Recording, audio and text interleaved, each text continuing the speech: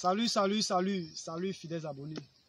Encore une fois de plus, ravi de vous servir dans cette énième vidéo que nous allons mettre à votre disposition. Certainement vous posez assez de questions. Qu'est-ce qui m'entoure?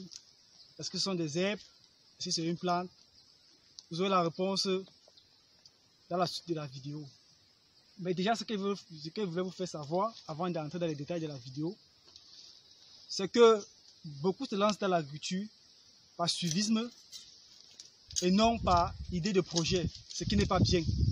Il faudrait vous lancer dans l'agriculture avec une idée de projet. Il faudrait vous lancer dans l'agriculture avec une idée de business, une idée d'entreprise. Cela demande à pouvoir prendre les dispositions nécessaires pour avoir une bonne récolte et une bonne production. Revenons maintenant au sujet. Pour vous faire part de ce que vous voyez en image là, il s'agit bel et bien du pois canjan. Je sais que pour beaucoup c'est un mot nouveau. Beaucoup n'ont jamais suivi parler de ce que c'est que le pois canjan. Vous avez l'opportunité aujourd'hui dans cette vidéo de voir, de toucher du doigt ce que c'est que le pois canjan. Nous allons décrire ces plantes tout à l'heure pour vous, afin que vous puissiez savoir à quoi ça sert, pourquoi son importance, pourquoi la cultiver. Aujourd'hui en Afrique, nous avons des sols un peu riches, un peu de partout, et des sols qui sont pauvres. Mais nous utilisons assez d'engrais chimiques pour pouvoir remonter la fertilité du sol. Alors que nous avons des plantes naturelles que nous pouvons utiliser pour remonter cette fertilité. Et c'est la raison pour laquelle nous allons parler du pois canjan aujourd'hui. À quoi ça sert? Le pois canjan a spécifiquement 3 à 4 rôles majeurs. Le premier rôle majeur du pois canjan, c'est au niveau de la fertilité du sol.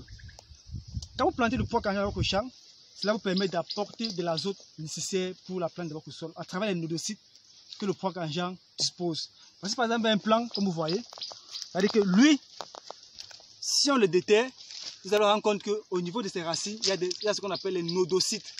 Ces nodocytes permettent de fixer l'azote du sol. Cet azote enrichit le sol, ce qui permettra à ce que ça puisse apporter les éléments fertilisants nécessaires pour votre plante. Je voulais dire quoi par là? Vous pouvez l'associer avec vos cultures. Par exemple, la culture du maïs. Si vous faites du maïs, vous pouvez, dans votre champ de maïs, mettre des pieds de pois canjan.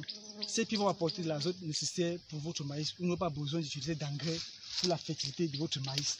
Revenons maintenant au deuxième rôle du pois canjan. Il faut dire que le pois canjan a une importance tant pour l'alimentation humaine que pour l'alimentation animale.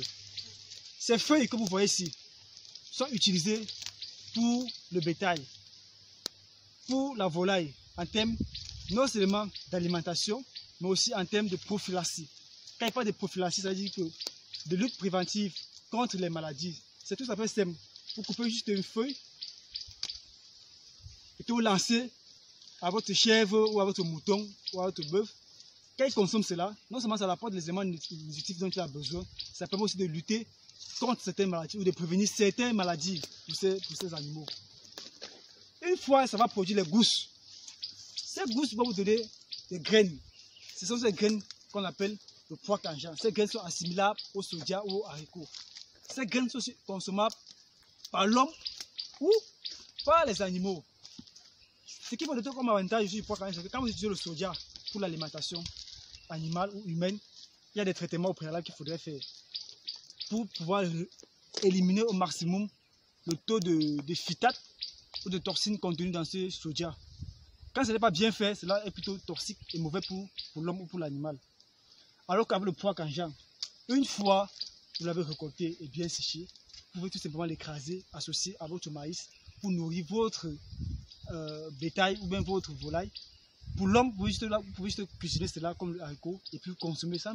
Pas besoin de faire tous ces traitements nécessaires pour le soja. Ce n'est pas pour dire que le soja n'est pas important, mais pour dire que quand vous vous lancez la culture du pois canjan, cela vous donne beaucoup d'avantages, non seulement pour l'environnement et pour votre sol, mais aussi pour votre consommation ou pour la consommation de vos animaux.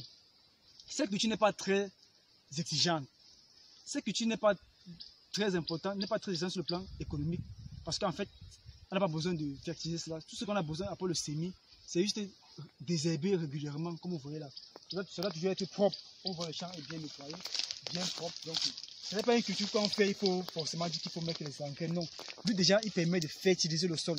Il permet de servir comme aliment pour l'homme, comme aliment pour les animaux. Donc, le proc en Jean, c'est une culture que je vous conseille à vous lancer là-dedans. Surtout si vous faites dans l'élevage, c'est très important pour vous si vous faites dans l'élevage. Parce qu'avec ça, vous avez les feuilles pour les animaux. Vous avez les gousses quand ça va sortir pour les animaux. Et non seulement pour vous aussi. Vous avez les nodosites qui vont permettre de fertiliser votre sol. Donc ça a 3 rôles majeurs.